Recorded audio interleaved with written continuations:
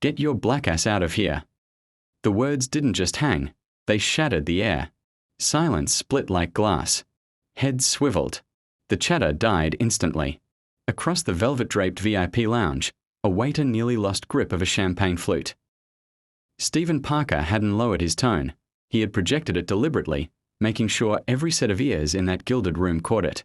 Guests, dealers, the pit boss, and the lone black man who now stood center stage beneath golden chandeliers, baccarat crystal gleaming, judgment cutting sharper than the velvet ropes. Marcus didn't flinch, didn't shift. His gaze steady, his frame unmoved. He wore a charcoal suit, sculpted to him like armor. Shirt collar open, no flashy logo on display, no ostentatious watch screaming wealth. Only the faint reveal of platinum at his wrist when his hand slid, casual and slow, into his pocket. For those with eyes sharp enough, the glimmer spelled Vatran Constantin. A handful noticed. Their eyes widened, then narrowed. Stephen, sensing the shift, pressed forward. His chest lifted, voice harsher now. You're not on the list. I don't care what cologne you drowned in or which car dumped you at the curb. This space isn't yours. From the bar, a chuckle slipped, probably strayed in from the slot machines. Another voice, older, rougher, full of venom. These people always push boundaries. Laughter spilled, a low, ugly ripple, until the crisp click of a phone camera broke through. Someone had started recording. Marcus stayed still. He didn't scan the crowd. But somehow, everyone felt caught in his stare. The lounge reeked of curated control. Walnut polished to a shine. Imported cigars perfuming the air. Smooth jazz whispering under tension. This wasn't just wealth, it was legacy. A fortress built not to contain, but to repel him. And he recognized it. The choreography was familiar. The hush, the cruelty coded in manners, the expectation that he would shrink, apologize, disappear. But tonight was different. Stephen leaned closer. His words dropped to a whisper, though the hatred in them carried louder than a shout. You don't belong here. You never will. Marcus tilted his head, just slightly. His eyes rose, locked on Stephen's. He said nothing, yet something shifted in the air. The bartender's hand froze mid-pour. The music stuttered. The dealer at the high-stakes table paused mid-shuffle. Stephen blinked. Once. The guards at the rear wall glanced sideways at one another. Unsure. Unprepared. Suddenly hesitant. Marcus stepped forward.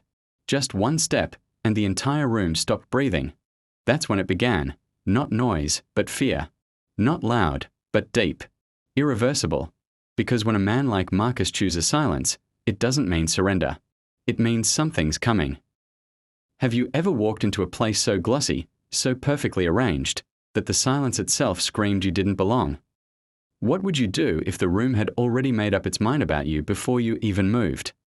No one spoke. They didn't need to. Marcus didn't need them to. He stood there, still, deliberate, a living contradiction to every unspoken stereotype rippling through the air. That single step forward hadn't just moved him. It had shifted the entire gravity of the lounge. Stephen's throat bobbed. Dry. Nervous.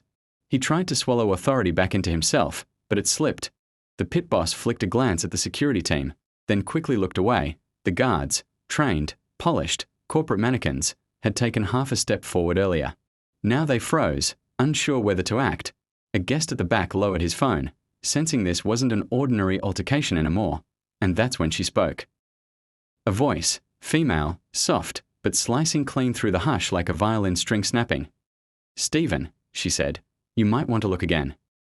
It was Elena Moreno, floor supervisor. Young. Latina. Most nights invisible beneath the shadows of older white men in tailored suits who barely remembered her name. But tonight, her voice carried weight. Stephen spun toward her. Excuse me. Elena didn't flinch. The badge clipped at her waist caught the chandelier light. He's not on your list, she said firmly. But he's on mine. Marcus didn't turn his head toward her, but something behind his eyes flickered. Just for a fraction of a second, Stephen gave a short, bitter laugh. Oh, please. Since when do we take orders from interns? Her tone sharpened. Since that intern runs the sponsorship ledger. And since the man you're humiliating is the reason this annual poker gala still has a $10 million prize pool. The silence that followed wasn't empty. It was heavy, loaded. Someone near the champagne stand gasped. Stephen's jaw tightened. "You've got to be joking." But Elena was already pulling out her phone. One swipe. One tap. On screen. A sponsorship contract. Company logo. Cole Ventures Global. Signature. Marcus Elijah Cole. Title. Executive Chairman. Stephen's face drained of color. Marcus still hadn't spoken. He didn't need to. Stephen's eyes darted from the glowing screen to Marcus to the crowd now staring, their mouths half open. Elena held her phone steady. "If you'd like me to forward this to upper management," she said coolly, "I'd be happy to." Stephen stumbled back half a step. I didn't know." And then Marcus finally spoke. His voice was soft, colder than the champagne in every glass. "You didn't want to know." The line sliced clean. And from somewhere in the crowd, a whisper broke through the hush. "Oh my God." Phones rose again. This time not to shame, but to witness. Stephen tried to recover. His voice cracked. Let's all calm down. We can sort this out in the back." But the back was already watching. Every corner, every pair of eyes in that room was tuned to Marcus now. The night was calm in Ouagadougou, but the silence carried a strange weight that even the air could not hide. Ibrahim Traore sat alone in his office, his eyes fixed on maps scattered across the table like a battlefield waiting to be claimed. Each red mark symbolized a resource, a pipeline, a mine, or a territory long stolen by colonial powers. His fingers traced the lines not as a soldier but as a guardian of his people's wealth. The room was lit by a single lamp, the glow falling on his stern yet contemplative face. He was not thinking of tomorrow's speeches or handshakes but of centuries of blood and betrayal. The ghosts of past African leaders whispered in his mind, urging him not to fall into the traps that devoured them. Sankara's shadow stood strongest, a reminder that revolution was not just about power but survival. Outside, the city seemed asleep, but underground a storm of defiance was quietly building. Ordinary men and women were tired of watching their children grow in hunger while their gold filled foreign banks. Farmers whispered in their fields. Soldiers murmured in the barracks. Students plotted in dimly lit rooms. The pulse of revolt was alive, steady, unshaken. And in that moment, Ibrahim realized the silence was not emptiness. It was the deep breath before the roar. Across the ocean, Caroline Levitt Red reports that painted Africa as a continent boiling with dangerous nationalism. Every paragraph dripped with fear of a leader who refused to bow. She leaned back in her chair, staring at a digital map glowing on the screen.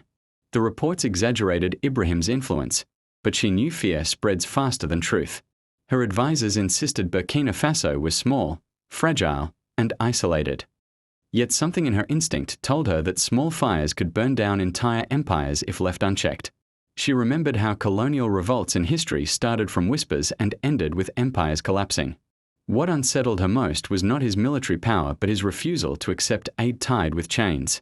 "If this spreads," she muttered, "Africa will no longer beg, it will demand." The room grew heavier as silence replaced the usual buzz of political chatter. She could feel the tremor of a new world being born, one she might not control. The more she thought about it, the clearer it became. This was not just about a country, it was about an idea. And ideas, once alive, could never be killed. In the markets of Burkina Faso, women selling vegetables spoke Ibrahim's name like a prayer. Each coin they exchanged carried the hope of a leader who would not sell them for crumbs. They told their children stories of courage, of men who once resisted chains. Vendors painted his image on stalls. Young artists drew murals of Sankara and Traore side by side. Graffiti on city walls shouted, "Africa is not for sale." These words were no longer slogans. They were declarations of war against centuries of humiliation. Even the poorest man carrying a basket of mangoes felt a surge of dignity. The streets pulsed with rhythm, a quiet anthem of ownership. And yet, in the eyes of foreign spies who roamed those alleys, it looked like danger. They saw not fruit sellers, but revolutionaries in disguise. To them, each laugh, each handshake, each mural was a spark they feared could set the entire continent ablaze. And still, the people sang louder. They had nothing left to lose but everything left to reclaim. In Washington, Caroline convened a midnight meeting with her closest circle. The room buzzed with the cold efficiency of strategy. Charts showed Burkina Faso's rising alliances, whispers of Russian and Chinese interest, and the dangerous possibility of Pan-African unity. Caroline's voice cut through the air like a blade. "We underestimated him," she admitted, her tone a mix of anger and caution. A general beside her suggested covert disruption, reminding her of how leaders had been removed quietly before. But Caroline was cautious. Martyrdom could make him immortal. What scared her most was his ability to inspire beyond borders. "This is not just Burkina Faso," she repeated. "This is a virus of resistance." Silence followed, as even the strongest men in the room realized they were not just facing a soldier, they were facing a movement. The kind of movement that could not be bombed into silence. In that silence, Caroline made her decision. She would not fight him openly, but she would strike in the shadows. For revolutions could be broken not just by bullets but by betrayal. The dawn in Ouagadougou broke with the sound of drums echoing from distant villages. Ibrahim stood on the balcony of his modest residence, watching the red sun rise like a warrior's banner. The morning air smelled of dust and smoke, but also of renewal. He tightened his uniform, not as a display of rank, but as armor for the unseen battles ahead. His eyes carried the weight of history, knowing every decision he made rippled across Africa. Around him, guards moved with quiet precision, their loyalty carved from respect, not fear. Farmers from rural lands had arrived, waiting outside the gates to gift baskets of food as tribute to his courage. They brought yams, groundnuts, and millet, not wealth, but symbols of trust. For Ibrahim, these were more valuable than gold. In their rough hands and humble offerings, he saw the heartbeat of his revolution. Yet, even as the city awakened with songs and chants of freedom, shadows lingered. Foreign whispers crept in through diplomats, journalists, and hidden hands. Every smiling face could mask a dagger. Every handshake could carry poison. And Ibrahim knew, betrayal never comes from strangers, but from those closest. In the capital's cafes, men argued over politics with voices that rose like thunder. Some declared Ibrahim a savior destined to unite Africa. Others warned that his bold defiance painted a target on the country's back. A young student slammed his fist on the wooden table, shouting, "Better to die standing than live kneeling." The room erupted with claps and cheers. But in the corner, two men sat silently, stirring their tea, their ears sharper than their tongues. They were not students nor patriots, but watchers, trained eyes of foreign agencies hidden under African skin. Every word spoken became a line in their report, every cheer a signal of danger. They sent their notes through encrypted phones, messages that crossed oceans within seconds. Caroline's network was tightening its web, feeding her the pulse of a nation. Yet what her spies could not capture was spirit, the invisible fire of a people. They saw anger, but not the unbreakable faith. And faith, once awakened, is the hardest force to defeat. Caroline read those reports in a glass-walled office that overlooked the city skyline of Washington. Her fingers tapped the desk as she read phrases like "the people chant his name," and "loyalty is spreading faster than fear." Her eyes narrowed at one line, "Youth movements uniting under Pan-African banners." She knew this was dangerous. Youth were the heartbeat of revolution. Once they believed, no empire could chain them. "We cannot allow another Sankara," she whispered, almost to herself. Her advisors watched her carefully, knowing her patience was wearing thin. One suggested diplomatic pressure, another military aid to opposition groups, and yet another the planting of propaganda to fracture unity. Caroline's mind moved like a chess player calculating moves ahead. She saw Africa not as nations, but as dominoes lined on a fragile table. One push, one collapse, and the empire she represented would lose control of an entire continent. She clenched her fist, her voice calm but sharp. "He thinks he's playing a game of freedom. Let's remind him who built the board." In the barracks, Ibrahim gathered his closest commanders. Their uniforms were simple, worn, patched not by fashion but necessity.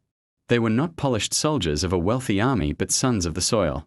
He looked into their eyes, searching for cracks, but saw only loyalty glowing like embers. "Brothers," he began, his voice firm yet fatherly, "they will not fight us on the battlefield. They will fight us in whispers, in shadows, in temptations of silver." A murmur passed through the room, for each man knew what he meant, betrayal from within. Ibrahim laid a pistol on the table, a silent symbol of consequence. "Our revolution will not die because of hunger or bullets," he declared. "It will die only if we let greed eat us from inside." The men nodded, their fists pressed against their chests. They swore loyalty not with words, but with silence and unblinking eyes.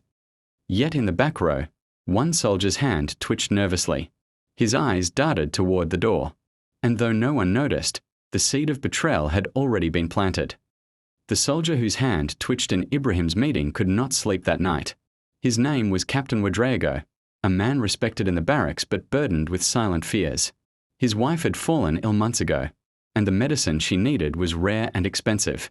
Ibrahim's revolution gave him dignity, but dignity could not buy her cure. He loved his leader, admired his courage, and believed in the cause. Yet every night, he stared at her frail body and wondered if loyalty could feed her breath. He had not betrayed anyone yet, but his heart was divided. And a divided heart is the weakest shield. Somewhere in the city, a phone buzzed with a coded message. It was Caroline's network, reaching through the cracks of desperation. They did not need to break him. They only needed to bend him. A promise of money, a hospital abroad, a cure for his wife. All they asked in return was access to Ibrahim's movements. Ouedraogo stared at the offer, his soul trembling. It was not a decision between good and evil. It was a decision between love and loyalty. And in that cruel choice, betrayal was born. Caroline's operatives were masters of subtlety. They never met Ouedraogo in person. They spoke through encrypted channels, disguised as anonymous voices. The first time they reached him, they didn't speak of betrayal, only of help. Help for his family. Help for his pain. Help for the cracks no one else saw. They wrapped poison in the silk of compassion. They called it opportunity, not treachery. They reminded him that no revolution survives if its soldiers starve. Slowly, the voice became familiar, like a shadowed friend. And when the moment was right, they asked for the smallest of favors. "Tell us only when he leaves the city," the voice said softly. "You do not betray him. You protect your wife." Ouedraogo closed his eyes, his hand shaking. In that moment, he convinced himself he was not a traitor. He was just a husband. And thus, the first crack in Ibrahim's wall widened. Meanwhile, Ibrahim continued his mission, unaware of the knife sharpening behind him. He met with farmers, promising irrigation projects and fair grain prices. He stood with miners, swearing that no ounce of gold would leave Burkina Faso without feeding its children first. He walked in the markets, shaking hands, eating street food with laughter that disarmed fear. His presence was not that of a distant ruler but of a brother among brothers. The people's love grew heavier each day, stronger than the chains of poverty. Yet Ibrahim knew love was not enough to defend a nation. Love must be guarded by vigilance. He told his advisors repeatedly, "It will not be bombs that kill us. It will be whispers." They nodded, but even their loyalty could not catch every whisper. For betrayal does not shout. Betrayal whispers in the ear of a desperate man. And one whisper can undo 1,000 speeches. Caroline received the first report from Ouedraogo like a hawk spotting prey.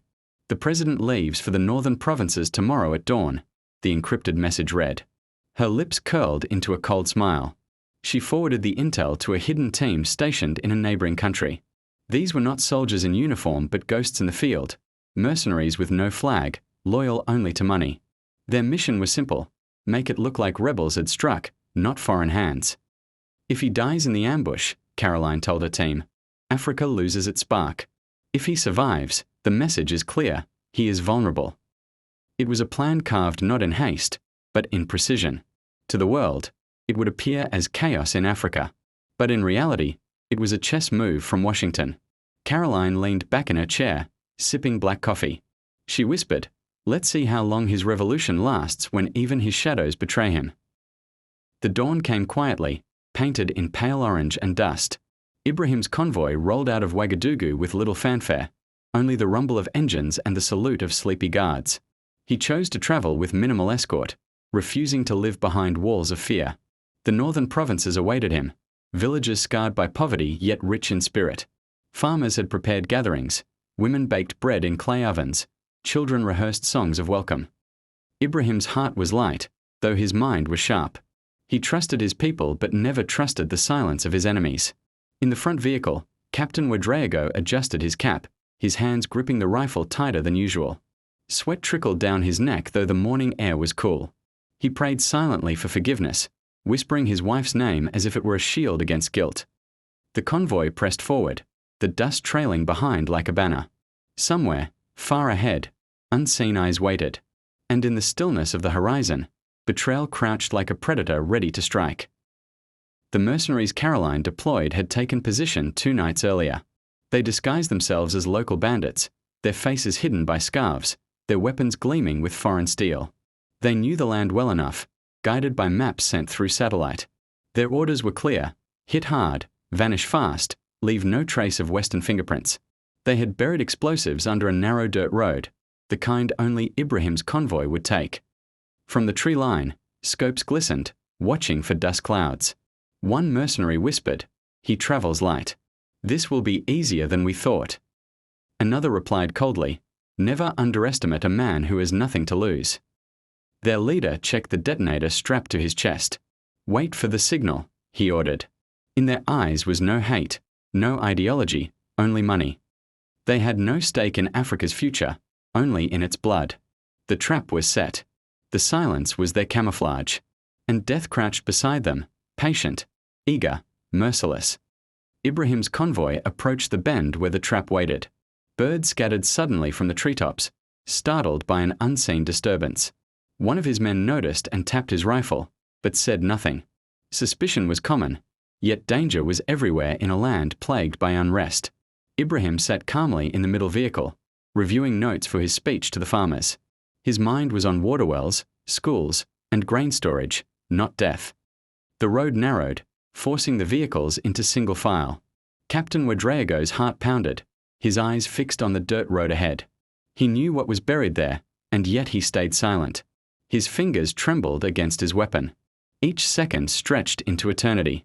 The first wheel of the lead truck touched the hidden charge, and in that instant, the world exploded. The blast tore through the morning like thunder split open the earth. Fire erupted from the lead vehicle, lifting metal into the sky before crashing it back into twisted ruin. Screams pierced the dust, men thrown like ragdolls across the dirt. Gunfire followed, sharp and merciless, rattling from the tree line. The mercenaries poured bullets into the convoy, their movements precise, their aim deadly. Chaos swallowed order in an instant. Ibrahim's guards scrambled to return fire, ducking behind smoking wreckage. Ibrahim himself was dragged down by 2 loyal soldiers, shielded with their bodies. His ears rang from the explosion, vision blurred by smoke. He felt the ground shake with each bullet striking near. "Stay low," one soldier shouted, his voice nearly drowned by the roar. The air smelled of burning oil and blood. Dust mixed with screams, a symphony of betrayal and violence. And amid it all, Ibrahim's eyes blazed, not with fear, but fury. The smoke curled like a serpent, choking the sky and staining the morning sun. Bullets zipped past Ibrahim's ears, each one whispering death's name. His soldiers fought with the fury of lions, firing back at unseen enemies hidden in the trees. Sparks from ricochets lit up the dirt, showering the ground with angry fireflies. Ibrahim's uniform was torn, his shoulder grazed, blood seeping through the fabric. Yet his eyes burned brighter than the flames around him. He crawled through shattered glass and twisted metal, dragging himself behind the smoking shell of a vehicle. Around him, men screamed, some writhing in agony, others silent forever. He felt the weight of every death press into his chest. Yet surrender was never an option. His country's heartbeat throbbed inside him, urging him to rise. He gripped his pistol, small against the roar of machine guns, but heavy with purpose. Each second stretched like an hour, each breath thick with dust and rage. And in that chaos, Ibrahim knew the battle was not for his life alone. It was for the soul of Africa. The mercenaries advanced with mechanical precision, their boots crushing the dirt, their rifles spitting fire. They thought the ambush was complete, that Ibrahim would fall like another nameless casualty. But they underestimated the will of men who fight for more than money. Ibrahim's guards moved in unison, using hand signals, covering angles, dragging their leader deeper into cover. One soldier, bleeding from the leg, shouted, "Go, Captain, we'll hold them," and fired his last magazine until his rifle clicked empty. He fell with a smile, as if defiance itself was victory.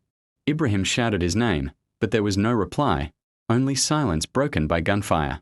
Rage burned hotter in his veins, pushing away the sting of blood. He rose briefly, firing his pistol into the tree line. A mercenary dropped, clutching his throat. The others hesitated, startled by the defiance. They were killers, but he was something different. He was a symbol, and symbols are harder to kill than men. Captain Wedraego crouched behind another vehicle, his soul tearing apart with every gunshot.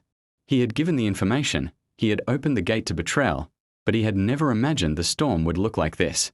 His hands trembled as he fired at the mercenaries, not to protect his leader, but to bury his guilt. Tears blurred his vision, mixing with dust and sweat. He whispered his wife's name, but her image no longer comforted him. Instead, he saw the faces of dead comrades staring back with hollow eyes. Betrayal had not saved her yet, it had only killed his brothers. He wanted to scream, but the noise of war swallowed his voice. Each time he pulled the trigger, he felt less human. Each bullet felt like a prayer for forgiveness that would never come. His heart pounded, torn between cowardice and redemption. And deep inside, he wondered if there was still a way to undo the sin, perhaps by saving the very man he betrayed. The fight raged on, the air thick with lead and fire. Ibrahim's convoy was reduced to burning skeletons, black smoke spiraling into the sky. Villagers miles away would later describe it as thunder without rain. The mercenaries pressed harder, desperate to finish the mission. He must not survive, their leader shouted, his voice cold as steel. Grenades rolled across the dirt, exploding in showers of dirt and shrapnel. Ibrahim ducked, shielded by a soldier who threw himself over him and never rose again. Blood covered his face, but his spirit remained unbroken. He wiped the crimson from his eyes and aimed again. Each shot he fired echoed louder than the mercenaries' automatic rifles. His defiance was more than bullets, it was prophecy. And in that prophecy, even death seemed reluctant to claim him. The battlefield burned like a furnace, the heat pressing against every soldier's skin. Ibrahim's breath came in sharp bursts, his chest heaving under the weight of smoke. His ears rang with the endless chorus of rifles, grenades, and dying screams. Yet his eyes were steady, scanning the chaos like a hawk searching for its prey. A mercenary broke through the smoke, charging with a knife. Ibrahim raised his pistol, but the weapon clicked empty. In that split second, death lunged forward.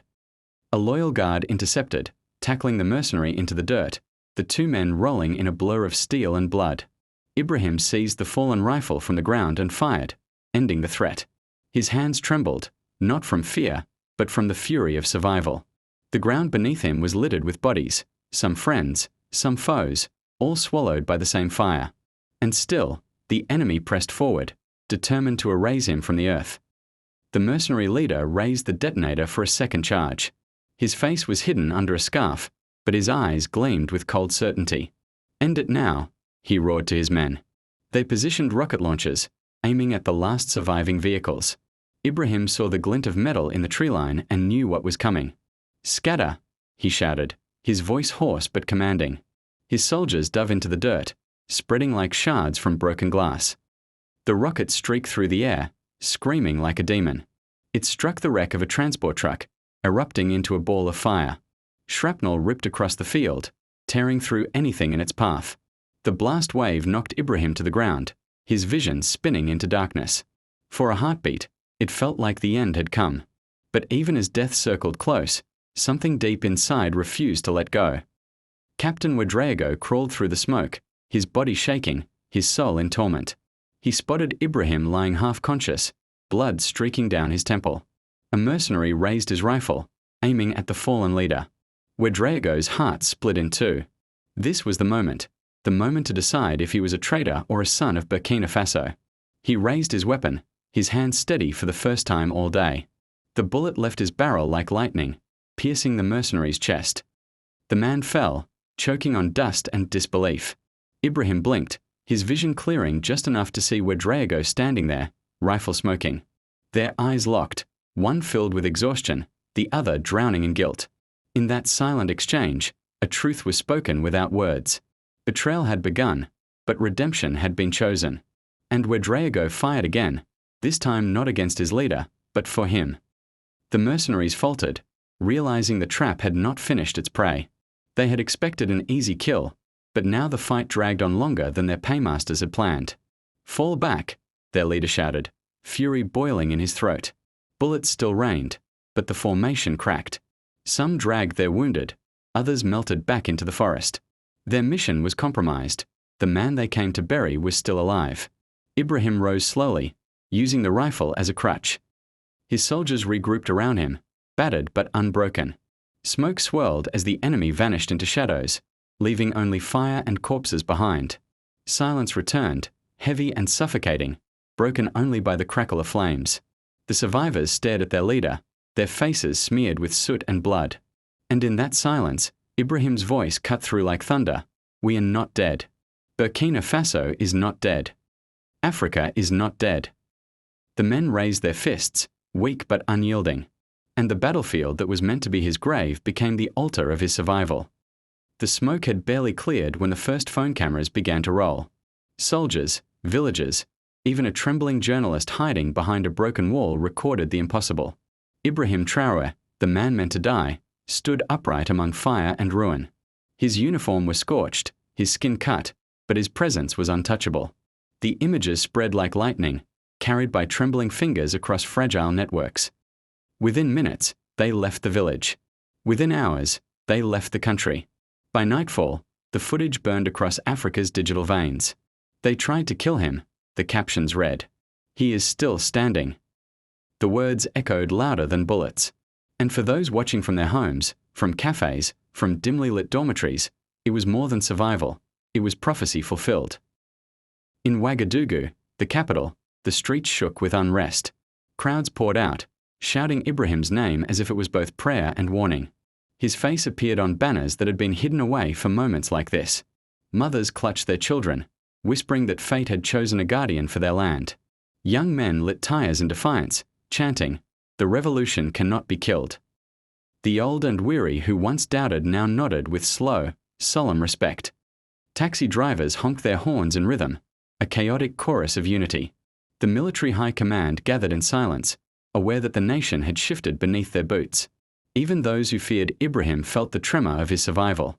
And the people who once whispered rebellion now shouted it through megaphones. The city no longer belonged to the old guard. It belonged to him. Across Africa, the news broke like a second sunrise. In Mali, crowds in Bamako waved Burkinabe flags alongside their own, chanting his name. In Niger, graffiti appeared on walls overnight.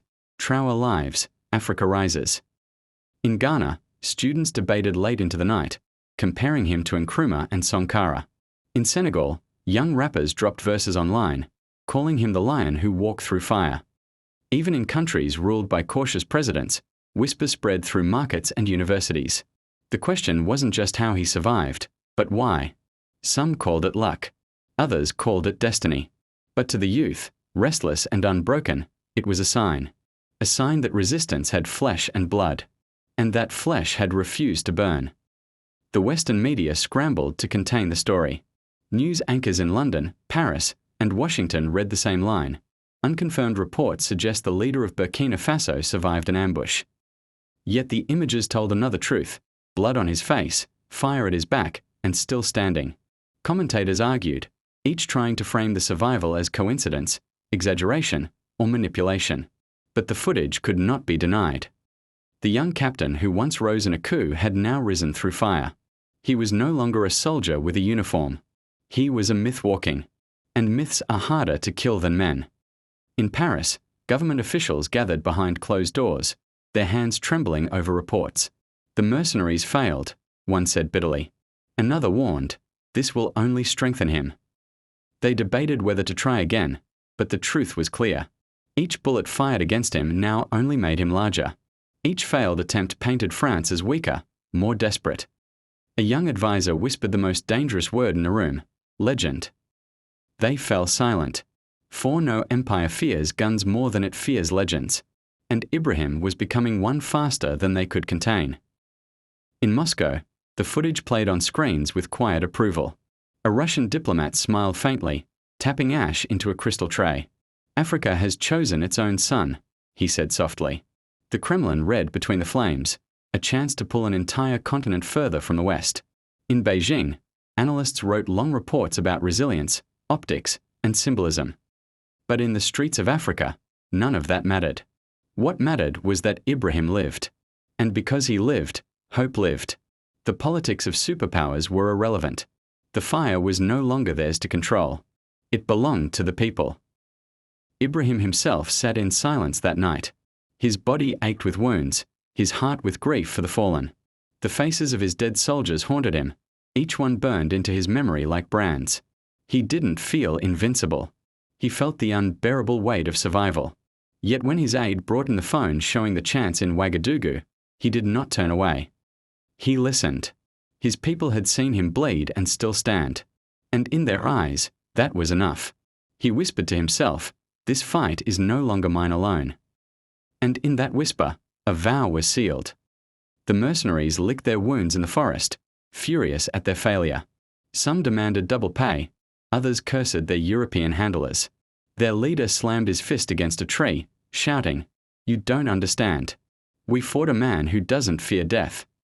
His men fell silent, not out of loyalty, but out of dread. They had seen something too. Not just a soldier, not just a target, but a man who refused to die. In their nightmares, the smoke parted and he still stood. And in that silence, even mercenaries began to wonder if money could kill what destiny protected. The African diaspora stirred across oceans. In New York, Harlem streets buzzed with heated debate in barbershops and cafes. In London, young Africans marched outside embassies, holding up phones with Ibrahim's image. In Paris, second-generation immigrants whispered with pride despite living under the shadow of the same flag that hunted him. In Brazil, artists painted murals of his face on cracked walls in favelas. Across the globe, the exiled children of Africa looked homeward. For the first time in decades, they saw not just pain, but power. They saw a leader who carried their history in his scars. And in that vision, they found courage. Courage to believe that the continent they left could still rise. The global financial markets trembled, though they didn't admit why. Investors whispered about instability, but the truth was fear. Fear that one man, in one small country, could ripple across systems built on control. Burkina Faso's gold suddenly mattered more than expected. Uranium routes became points of tension. Every contract signed in the shadows now felt fragile. For if Ibrahim lived through this, he might live to break them all. And in the polished halls of power, survival was more threatening than death. For the dead do not renegotiate contracts, but the living do. On the streets of Ouagadougou, chants grew louder each hour. Ibrahim, Ibrahim, Ibrahim. The people didn't chant as citizens. They chanted as an army of the unseen, the uncounted, the discarded. Women beat drums. Children carried painted cardboard shields. Old men raised fists once broken by colonial whips. For them, survival was victory enough. And victory, even small, demanded celebration. The night air glowed with firelight, but this time it wasn't destruction. It was devotion. The people weren't waiting for speeches. They were writing their own history. The Burkinabe army, fractured and suspicious, found itself reforged in fire. Soldiers who doubted Ibrahim now carried his face in their pockets. Officers who plotted against him quietly tore up their plans. For a leader who survives the impossible gains more than loyalty. He gains inevitability. "You can't fight destiny," one soldier muttered, lighting a cigarette with shaking hands. And right now, he is destiny. Fear of betrayal melted, replaced by the sharper fear of standing against him. The coup that was whispered in corridors now vanished into silence. The army no longer wondered if he would lead. They wondered how far he would go. In the villages that had been forgotten, people spoke his name by firelight. Elders recalled Sankara, saying the spirit had returned. Mothers told their sons, he fought death and won. Children drew pictures in the dirt, of flames, of rifles, of a man unbroken. Stories stretched beyond truth, as stories always do. They said bullets turned to ash in his skin. They said the earth rose to shield him. They said the ancestors carried him across fire. None of it mattered, because in myth, truth is irrelevant. What matters is belief. And belief was now his greatest weapon.